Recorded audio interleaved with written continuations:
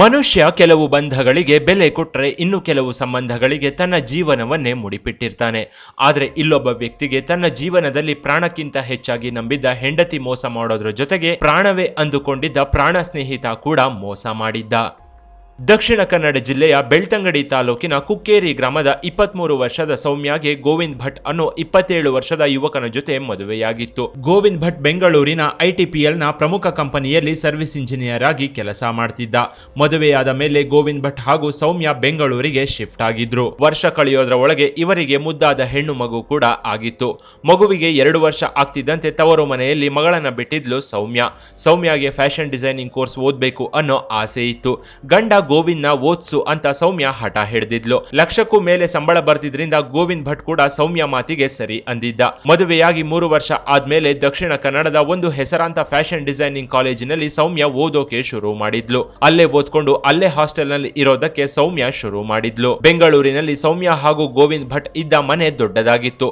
ಇನ್ನು ನನ್ನೊಬ್ಬನಿಗೆ ಇಷ್ಟು ದೊಡ್ಡ ಮನೆ ಯಾಕೆ ಅಂತ ಗೋವಿಂದ್ ಭಟ್ ಫ್ರೆಂಡ್ ರೂಮ್ಗೆ ಶಿಫ್ಟ್ ಆಗಿದ್ದ.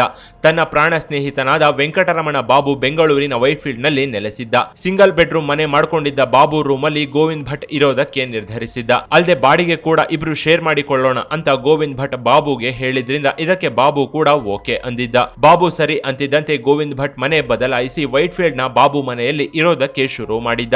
ರಜೆ ಇದ್ದ ದಿನಗಳಲ್ಲಿ ಸೌಮ್ಯ ಗೋವಿಂದ್ ಭಟ್ ನ ನೋಡೋದಕ್ಕೆ ಅಂತ ಬೆಂಗಳೂರಿಗೆ ಬರ್ತಿದ್ಲು. ಮಗುವನ್ನ ನೋಡ್ಬೇಕು ಅಂದ್ರೆ ತವರು ಮನೆಗೆ ಹೋಗ್ತಿದ್ಲು. ಹೆಂಡತಿಯನ್ನ ಕಂಡ್ರೆ ಗೋವಿಂದ್ ಭಟ್ಗೆ ಎಲ್ಲಿಲ್ಲದ ಪ್ರೀತಿ. ಜೊತೆಗೆ ಸೌಮ್ಯ ಮೇಲೆ ಗೋವಿಂದ್ ಭಟ್ಗೆ ನಂಬಿಕೆ ಕೂಡ ಬಲವಾಗಿತ್ತು. ಇದೇ ನಂಬಿಕೆ ಮೇಲೆ ಸೌಮ್ಯಾಳನ್ನ ಗೋವಿಂದ್ ಭಟ್ ಬೆಂಗಳೂರಿಗೆ ಕರೆಸಿಕೊಳ್ತಿದ್ದ. ಹೀಗೆ ಗಂಡನನ್ನ ನೋಡೋಕೆ ಆಗಾಗ ಬರ್ತಿದ್ದ ಸೌಮ್ಯಗೆ ಬಾಬು ಪರಿಚಯವಾಗಿದ್ದ. ವೆಂಕಟರಮಣ ಬಾಬು ಸಾಫ್ಟ್ವೇರ್ ಇಂಜಿನಿಯರ್ ಆಗಿದ್ದ. ವಯಸ್ಸು 30 ವರ್ಷವಾಗಿದ್ರೂ ಮದುವೆಯಾಗಿರ್ಲಿಲ್ಲ. ಬಾಬುಗೆ ಯಾವಾಗ್ಲೂ ನೈಟ್ ಶಿಫ್ಟ್ ಇರ್ತಿತ್ತು. ಗೋವಿಂದ್ ಭಟ್ ಬೆಳಗ್ಗೆ 9 ಗಂಟೆಗೆ ಆಫೀಸ್ಗೆ ಹೊರಟೋದ್ರೆ ವೆಂಕಟರಮಣ ಬಾಬು ನೈಟ್ ಶಿಫ್ಟ್ ಮುಗಿಸ್ಕೊಂಡು ಮನೆಗೆ ಬರ್ತಿದ್ದ. ಆಗ ಬಾಬು ಸೌಮ್ಯ ಇಬ್ರೇ ಮನೆಯಲ್ಲಿರ್ತಿದ್ರು. ಬಾಬುಗೆ ಸೌಮ್ಯ ಅಡಿಗೆ ಮಾಡಿ ಬಡಿಸ್ತಿದ್ಲು. ಸೌಮ್ಯ ಬಾಬು ಇಬ್ರು ಸೇರಿ ಊಟ ಮಾಡ್ತಿದ್ರು. ವೆಂಕಟರಮಣ ನೋಡೋದಕ್ಕೆ ಪಾಶ್ ಆಗಿದ್ದ. ಅಲ್ಲದೆ ಸೌಮ್ಯ ಅಡುಗೆ ಮಾಡೋಕೆ ಮುಂದಾದಾಗ್ಲೆಲ್ಲ ವೆಂಕಟರಮಣ ಬಾಬು ಪ್ರತಿಷ್ಠಿತ ಹೋಟೆಲ್ಗಳಲ್ಲಿ ಒಳ್ಳೊಳ್ಳೆ ಊಟವನ್ನೇ ತಂದು ಸೌಮ್ಯಗೆ ಬಡಿಸ್ತಿದ್ದ. ಹೀಗೆ ಬೆಂಗಳೂರಿಗೆ ಆಗಾಗ ಬಂದು ಹೋಗ್ತಿದ್ದ ಸೌಮ್ಯ ನಿಧಾನವಾಗಿ ಬಾಬುನ ಇಷ್ಟಪಡೋದಕ್ಕೆ ಶುರು ಮಾಡಿದ್ಲು. ಅವನ ಲೈಫ್ ಸ್ಟೈಲ್ ಹಾಗೂ ಅವನ ಗ್ಲಾಮರ್ಗೆ ಸೌಮ್ಯ ಮನಸೋತಿದ್ಲು. ಅಲ್ಲದೆ ಸೌಮ್ಯಗೆ ಬಾಬು ಮಾಡರ್ನ್ ಲೈಫ್ ನ ಪರಿಚಯಿಸಿದ್ದ. ಬಾಬು ಮೋಹಕ್ಕೆ ಬಿದ್ದು ಸೌಮ್ಯ ಗಂಡ ಹಾಗೂ ಮಗುವನ್ನ ಮರೆಯೋದಕ್ಕೆ ಶುರು ಮಾಡಿದ್ಲು. ತನ್ನ ಮಾತು ಹಾಗೂ ನೋಟದಿಂದಲೇ ಸೌಮ್ಯ ಬಾಬುಗೆ ಮತ್ತೆರಿಸುವಂತೆ ಮಾಡ್ತಿದ್ಲು. ಬಾಬು ಸಹ ಮದುವೆಯಾಗದೆ ಒಂಟಿ ಜೀವನ ನಡೆಸ್ತಿದ್ದ. ಹೀಗಾಗಿ ಸೌಮ್ಯ ಕಣ್ಣೋಟವನ್ನ ಅರ್ಥ ಮಾಡಿಕೊಂಡಿದ್ದ ಬಾಬು ಸೌಮ್ಯಗೆ ಹತ್ತಿರವಾಗಿದ್ದ. ಹೀಗೆ ಒಂದು ದಿನ ಸೌಮ್ಯ ಹಾಗೂ ಬಾಬು ಇಬ್ರು ಒಬ್ಬರಿಗೊಬ್ಬರು ಒಂದಾಗಿ ಅಕ್ರಮ ಸಂಬಂಧ ಅನ್ನೋ ಬೀಜವನ್ನ ಬಿತ್ತಿದ್ರು. ಇವರಿಬ್ಬರ ಅಕ್ರಮ ಸಂಬಂಧದ ಬೀಜ ಎಷ್ಟು ಸ್ಟ್ರಾಂಗ್ ಆಗಿತ್ತು ಅಂದ್ರೆ ವೆಂಕಟರಮಣ ಬಾಬು ಸೌಮ್ಯ ಇರ್ತಿದ್ದ ಹಾಸ್ಟೆಲ್ಗೆ ಡೈರೆಕ್ಟ್ ಆಗಿ ಹೋಗಿ ದೈಹಿಕ ಸುಖವನ್ನ ಅನುಭವಿಸಿ ಮತ್ತೆ ಬೆಂಗಳೂರಿಗೆ ವಾಪಸ್ ಬರ್ತಿದ್ದ. ಇತ್ತ ಸೌಮ್ಯ 1 ಸೆಕೆಂಡ್ ಕೂಡ ವೆಂಕಟರಮಣ ಬಾಬುನ ಬಿಟ್ಟು ಇರೋದಕ್ಕೆ ಇಷ್ಟಪಡ್ತಿರ್ಲಿಲ್ಲ. ಅಷ್ಟರ ಮಟ್ಟಿಗೆ ಸೌಮ್ಯ ಬದಲಾಗಿ ಹೋಗಿದ್ಲು. ಇನ್ನು ಗೋವಿಂದ್ ಲಾಂಗ್ ಟೂರ್ಗೆ ಹೋಗ್ತಿದ್ದಾನೆ ಅಂತ ಗೊತ್ತಾದ್ರೆ ನೀನು ಬಂದು ಬಿಡು ಅಂತ ವೆಂಕಟರಮಣ ಬಾಬು ಸೌಮ್ಯಗೆ ಹೇಳ್ತಿದ್ದ. ಸರ್ವಿಸ್ ಇಂಜಿನಿಯರ್ ಆಗಿದ್ದ ಕಾರಣ ಗೋವಿಂದ್ ಭಟ್ ಬೇರೆ ಬೇರೆ ಊರುಗಳಿಗೆ ಹೋಗ್ತಿದ್ದ. ಹೀಗೆ ಗೋವಿಂದ್ ಭಟ್ ಹೊರಗೆ ಹೋಗ್ತಿದ್ದಂತೆ ಗಂಡನಿಲ್ಲದ ಟೈಮ್ ನೋಡ್ಕೊಂಡು ವೆಂಕಟರಮಣ ಬಾಬು ಮನೆಗೆ ಸೌಮ್ಯ ಸೇರಿಕೊಂಡು ಬಿಡ್ತಿದ್ಲು. ಹೀಗೆ ಬರುತ್ತಿದ್ದಂತೆ ಇಬ್ರು ಸೇರಿ ಎಂಜಾಯ್ ಮಾಡ್ತಿದ್ರು. ಶಾಪಿಂಗ್, ಸಿನಿಮಾ, ಪಾರ್ಕ್ ಅಂತ ಸೌಮ್ಯ ಹಾಗೂ ಬಾಬು ಸುತ್ತಾಡದ ಜಾಗಗಳಿರ್ಲಿಲ್ಲ. ಸೌಮ್ಯಗೆ ಬಾಬು ಶಾಪಿಂಗ್ ಅನ್ನು ಹುಚ್ಚಿಡಿಸಿದ್ದ. ಬೆಂಗಳೂರಿಗೆ ಬಂದಾಗ್ಲೆಲ್ಲ ಬಾಬು ನೈಟ್ ಶಿಫ್ಟ್ಗೆ ಹೋದ ಕೂಡಲೇ ಗಂಡ ಮನೆಗೆ ಬರ್ತಿದ್ದ. ಆಗ ಗಂಡನ ಜೊತೆ ಕೂಡ ಒಳ್ಳೆಯ ರೀತಿಯಲ್ಲಿ ಸೌಮ್ಯ ವರ್ತಿಸ್ತಿದ್ಲು. ಆದ್ರೆ ಗೋವಿಂದ್ ಭಟ್ಗೆ ಪ್ರಾಣ ಸ್ನೇಹಿತ ವೆಂಕಟರಮಣ ಬಾಬು ಮೋಸ ಮಾಡೋದಲ್ಲದೆ ಪ್ರಾಣಕ್ಕಿಂತ ಹೆಚ್ಚಾಗಿರೋ ಕೈ ಹಿಡಿದ ಹೆಂಡತಿ ಕೂಡ ಮೋಸ ಮಾಡೋದಕ್ಕೆ ಶುರು ಮಾಡಿದ್ಲು. ಸೂಕ್ಷ್ಮ ಮನಸ್ಸಿನವನಾಗಿದ್ದ ಗೋವಿಂದ್ ಎಲ್ಲರನ್ನ ಸೂಕ್ಷ್ಮವಾಗಿ ನಂಬಿಬಿಡ್ತಿದ್ದ. ಆದ್ರೆ ಸೌಮ್ಯ ಹಾಗೂ ಬಾಬು ನಡುವಿನ ಅಕ್ರಮ ಸಂಬಂಧದ ಬಗ್ಗೆ ಗೋವಿಂದ್ ಭಟ್ಗೆ ಎಳ್ಳಷ್ಟು ಅನುಮಾನ ಬಂದಿರಲಿಲ್ಲ. 1 ವರ್ಷದವರೆಗೂ ಸೌಮ್ಯ ಬೆಟ್ಸ್ ಬಾಬು ನಡುವಿನ ಅಕ್ರಮ ಸಂಬಂಧ ಲೀಲಾಜಾಲವಾಗಿ ಮುಂದುವರೆದಿತ್ತು. ಗೋವಿಂದ್ ಭಟ್ ಲಾಂಗ್ ಟೂರ್ಗೆ ಹೋದಾಗ್ಲೇ ಸೌಮ್ಯ ಬೆಂಗಳೂರಿಗೆ ಬರ್ತಿದ್ಲು. ಇದರಿಂದ ಗೋವಿಂದ್ ಭಟ್ಗೆ ಅನುಮಾನ ಬಂದಿತ್ತು. ಹೀಗೆ ಸೌಮ್ಯ ಬೆಂಗಳೂರಿಗೆ ಬಂದಾಗ್ಲೆಲ್ಲ ಗಂಡನಿಗೆ ಒಂದೊಂದು ಕಥೆ ಹೇಳ್ತಿದ್ಲು. ಇದ್ದಕ್ಕಿದ್ದಂತೆ ಬಂದು ಬಿಟ್ಟೆ, ಹಠಾತ್ ಅಂತ ಬಂದಿದ್ದೇನೆ, ನಿನ್ನ ನೋಡ್ಬೇಕು ಅಂತ ಬೇಗ ಬಂದಿದ್ದೇನೆ, ಇದ್ದೇನೆ ಅಂತ ಗೋವಿಂದ್ ಭಟ್ಗೆ ಸೌಮ್ಯ ಕತೆ ಹೇಳ್ತಿದ್ಲು. ಇದರೊಂದಿಗೆ ಮೊದಲ ಸಾರಿ ಸೌಮ್ಯ ಹಾಗೂ ಬಾಬು ನಡುವಿನ ನಡವಳಿಕೆಯಲ್ಲಿ ಅನೇಕ ಬದಲಾವಣೆಗಳನ್ನು ಗೋವಿಂದ್ ಭಟ್ ಗಮನಿಸಿದ್ದ. ಆದರೆ ಹೆಂಡತಿಯನ್ನ ಅನುಮಾನ ಪಡೋದು ತಪ್ಪು ಅಂತ ಗೋವಿಂದ್ ಭಟ್ ಅಂದುಕೊಂಡಿದ್ದ. ಆದರೆ ಹೆಂಡತಿ ಮೇಲೆ ಅನುಮಾನ ಪಡದೆ ಬೇರೆ ದಾರಿಯೇ ಇರಲಿಲ್ಲ. ಹೀಗೆ ಒಂದು ದಿನ ತನ್ನ ಸ್ನೇಹಿತ ಬಾಬುಗೆ ನಾನು ಲಾಂಗ್ ಟೂರ್ಗೆ ಹೋಗ್ತಿದ್ದೀನಿ ಅಂತ ಗೋವಿಂದ್ ಭಟ್ ಹೇಳಿದ್ದ. ಇದರಿಂದ ಇವರಿಬ್ಬರ ಮಧ್ಯೆ ಏನಿದೆ ಅಂತ ಕಂಡು ಹಿಡಿಯೋಣ ಎಂದು ಬಲೆ ಎಣೆದಿದ್ದ. ಗೋವಿಂದ್ ಭಟ್ ಪ್ಲಾನ್ ಗೊತ್ತಾಗದ ಬಾಬು ಹಾಗೂ ಸೌಮ್ಯ ಗೋವಿಂದ್ ಭಟ್ ಟ್ರ್ಯಾಪ್ಗೆ ಒಳಗಾಗಿದ್ರು. ಗೋವಿಂದ್ ಭಟ್ ಶುಕ್ರವಾರವೇ ಹೊರಟು ಹೋಗಿದ್ದ. ವೀಕೆಂಡ್ ಇದ್ದ ಕಾರಣ ಹೆಚ್ಚಾಗಿ ಸುಖ ಪಡಬಹುದು ಅಂತ ಸೌಮ್ಯಗೆ ಬಾಬು ಹೇಳಿದ.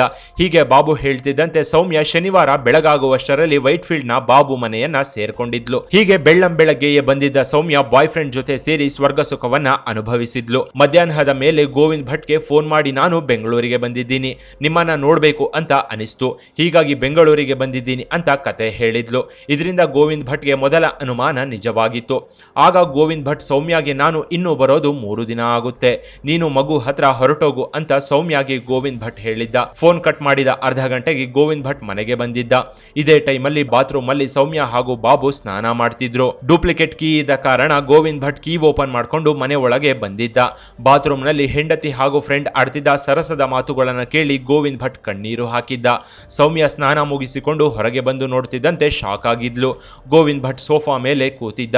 ಆಗ ಸೌಮ್ಯ ಸೋಪ್ ಕೊಡೋದಕ್ಕೆ ಹೋಗಿದ್ದೆ ಅಂತ ಗಂಡನಿಗೆ ತಲೆ ಮೇಲೆ ಹೊಡೆದಂತೆ ಸುಳ್ಳು ಹೇಳಿದ್ಲು. ಆದ್ರೆ ಅರ್ಧ ಗಂಟೆಯಿಂದ ಗೋವಿಂದ್ ಭಟ್ ಅಲ್ಲೇ ಇದ್ದಾನೆ ಅನ್ನೋದು ಸೌಮ್ಯಗೆ ಗೊತ್ತಿರಲಿಲ್ಲ. ಅದೇ ಕೋಪದಲ್ಲಿ ಗೋವಿಂದ್ ಭಟ್ ಸೌಮ್ಯಳನ್ನ ಹೊಡೆದಿದ್ದ. ಸೌಮ್ಯ ಕಿರುಚಾಟವನ್ನ ಕೇಳಿ ಹೊರಗೆ ಬಂದಿದ್ದ ವೆಂಕಟರಮಣ ಬಾಬು ಗೋವಿಂದ್ ಭಟ್ನ ಹೊಡೆಯೋದಕ್ಕೆ ಶುರು ಮಾಡಿದ್ದ. ನಾವೇನು ತಪ್ಪು ಮಾಡಿಲ್ಲ ಅಂತ ಮೂವರು ವಾದ ಮಾಡೋಕೆ ಶುರು ಮಾಡಿದ್ರು. ಕೂಡಲೇ ಗೋವಿಂದ್ ಭಟ್ ಹೆಂಡತಿಯನ್ನ ಕರೆದುಕೊಂಡು ಹೊರಗೆ ಹೊರಟು ಹೋಗಿದ್ದ. ನೀನು ಇಂಥವಳು ಅಂತ ನಾನು ಅನ್ಕೊಂಡಿರ್ಲಿಲ್ಲ ಅಂತ ಸೌಮ್ಯ ಮೇಲೆ ಗೋವಿಂದ್ ಭಟ್ ಅಸಹ್ಯ ಪಟ್ಕೊಂಡಿದ್ದ. ಸೌಮ್ಯಾಳನ್ನ ತವರು ಮನೆಗೆ ಕರೆದುಕೊಂಡು ಹೋಗಿ ನಡೆದ ವಿಚಾರವನ್ನೆಲ್ಲ ಹೇಳಿ ಸೌಮ್ಯಾಳಿಗೆ ಚೀಮಾರಿ ಹಾಕಿಸಿದ್ದ. ನೀನು ತಪ್ಪು ಮಾಡಿದ್ರು ಮಗುವಿನ ಮುಖ ನೋಡ್ಕೊಂಡು ನಾನು ನಿನ್ನ ಕ್ಷಮಿಸ್ತಿದ್ದೀನಿ ಅಂತ ಸೌಮ್ಯಗೆ ಗೋವಿಂದ್ ಭಟ್ ಹೇಳಿದ್ದ. ಇನ್ನು ಮುಂದೆ ಈ ರೀತಿಯ ತಪ್ಪು ಕೆಲಸಗಳನ್ನ ಮಾಡಬೇಡ ಅಂತ ಗೋವಿಂದ್ ಭಟ್ ಸೌಮ್ಯಗೆ ವಾರ್ನಿಂಗ್ ಕೊಟ್ಟಿದ್ದ. ಬಳಿಕ ಬೆಂಗಳೂರಿಗೆ ವಾಪಸ್ ಬಂದಿದ್ದ ಗೋವಿಂದ್ ಭಟ್ ವೆಂಕಟರಮಣ ಬಾಬು ಮನೆಯಿಂದ ಖಾಲಿ ಮಾಡಿ ಬೇರೆ ಮನೆ ಮಾಡಿಕೊಂಡು ವಾಸವಾಗಿದ್ದ. ಗೋವಿಂದ್ ಭಟ್ಗೆ ಕೆಲಸದ ಒತ್ತಡ ಹೆಚ್ಚಾಗಿತ್ತು.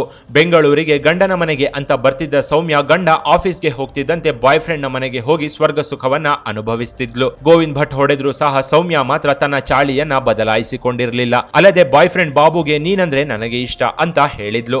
ವೆಂಕಟರಮಣ ಬಾಬು ಕೂಡ ನೀನು ನಿನ್ನ ಗಂಡನನ್ನು ಬಿಟ್ಟು ಬಂದ್ರೆ ನಾನು ನಿನ್ನ ಮದುವೆ ಆಗ್ತೀನಿ ಅಂತ ಹೇಳಿದ್ದ. ಇದರಿಂದ ಇವರಿಬ್ಬರ ನಡುವೆ ಇದ್ದ ಬಾಂಡಿಂಗ್ ಇನ್ನಷ್ಟು ಹೆಚ್ಚಾಗಿತ್ತು. ಈ ಬಾಂಡಿಂಗ್ ಎಷ್ಟು ಹೆಚ್ಚಾಗಿತ್ತು ಅಂದ್ರೆ ಪ್ರತಿ ಶನಿವಾರ ಸೌಮ್ಯ ಭಟ್ ತವರು ಮನೆಗೂ ಸಹ ಹೋಗದೆ ಡೈರೆಕ್ಟ್ ಆಗಿ ಪ್ರಿಯಕರ ಬಾಬು ಮನೆಗೆ ಬಂದು ಬಿಡ್ತಿದ್ಲು. ಮನೆಯವರು ಕೇಳಿದ್ರೆ ಹಾಸ್ಟೆಲ್ ನಲ್ಲಿ ಇದ್ದೀನಿ, ಎಕ್ಸಾಮ್ಸ್ ನಡೀತಿವೆ ಅಂತ ಸುಳ್ಳು ಹೇಳ್ತಿದ್ಲು. ಗಂಡನಿಗೆ ಅಮ್ಮನ ಮನೆಯಲ್ಲಿದ್ದೀನಿ ಅಂತ ಸುಳ್ಳು ಹೇಳ್ತಿದ್ಲು. ಒಂದು ದಿನ ಗೋವಿಂದ್ ಭಟ್ ಹಾಸ್ಟೆಲ್ಗೆ ಫೋನ್ ಮಾಡಿ ವಿಚಾರಿಸಿದ್ದ. ಆಗ ವಾರ್ಡನ್ ಆಕೆ ಊರಿಗೆ ಹೋಗಿದ್ದಾಳೆ ಅಂತ ಹೇಳಿದ್ಲು. ಸೌಮ್ಯ ಮನೆಗೆ ಫೋನ್ ಮಾಡಿದ್ರೆ ಅವಳು ಇಲ್ಲಿಗೆ ಬಂದೇ ಇಲ್ಲ ಅಂತ ಸೌಮ್ಯ ಪೋಷಕರು ಹೇಳಿದ್ರು. ಇದರಿಂದ ಕೋಪಗೊಂಡಿದ್ದ ಗೋವಿಂದ್ ಭಟ್ ನೇರವಾಗಿ ವೆಂಕಟರಮಣ ಬಾಬು ಮನೆಗೆ ಹೋಗಿದ್ದ.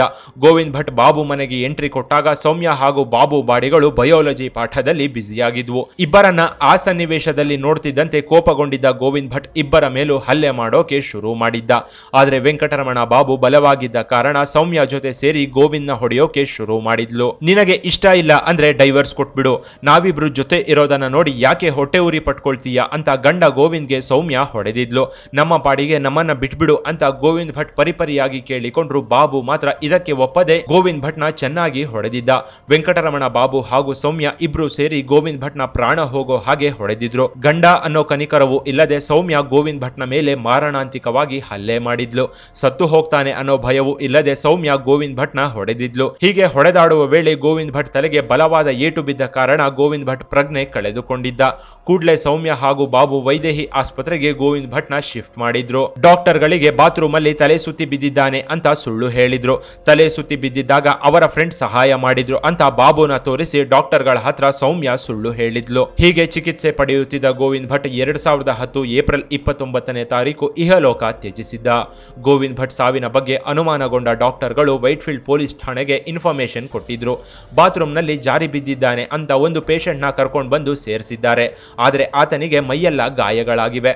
ಒಂದು ಸಾರಿ ಬಂದು ವಿಚಾರಣೆ ನಡೆಸಿ ಅಂತ ಪೊಲೀಸರಿಗೆ ಡಾಕ್ಟರ್ಗಳು ಮಾಹಿತಿ ಕೊಟ್ಟಿದ್ರು. ಪೊಲೀಸರು ಬಂದು ಪರಿಶೀಲನೆ ನಡೆಸಿ ಗೋವಿಂದ್ ಭಟ್ ಕುಟುಂಬಸ್ಥರಿಗೆ ಮಾಹಿತಿಯನ್ನ ತಿಳಿಸಿದ್ರು. ಗೋವಿಂದ್ ಭಟ್ ಮೃತದೇಹವನ್ನ ಪೋಸ್ಟ್ ಮಾರ್ಟಂಗೆ ಕಳಿಸೋಕೆ ಪೊಲೀಸರು ರೆಡಿ ಮಾಡ್ಕೊಂಡಿದ್ರು. ಗಂಡನ ಪೋಸ್ಟ್ ಮಾರ್ಟಂ ಮಾಡಿದ್ರೆ ಸಿಕ್ಕಿ ಬೀಳ್ತೀನಿ ಅಂತ ಸೌಮ್ಯ ಹೊಸ ನಾಟಕ ಶುರು ಮಾಡಿದ್ಲು.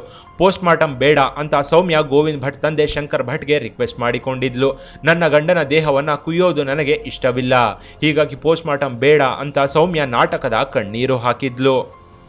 ತನ್ನ ಮಗನ ಸಾವಿನ ಬಗ್ಗೆ ಅನುಮಾನ ಪಟ್ಟಿದ್ದ ಗೋವಿಂದ್ ಭಟ್ ತಂದೆ ವೈಟ್ಫೀಲ್ಡ್ ಪೊಲೀಸರಿಗೆ ಮೌಖಿಕವಾಗಿ ಪೋಸ್ಟ್ ಮಾರ್ಟಂ ಮಾಡಿ ಅಂತ ಹೇಳಿದ್ದ.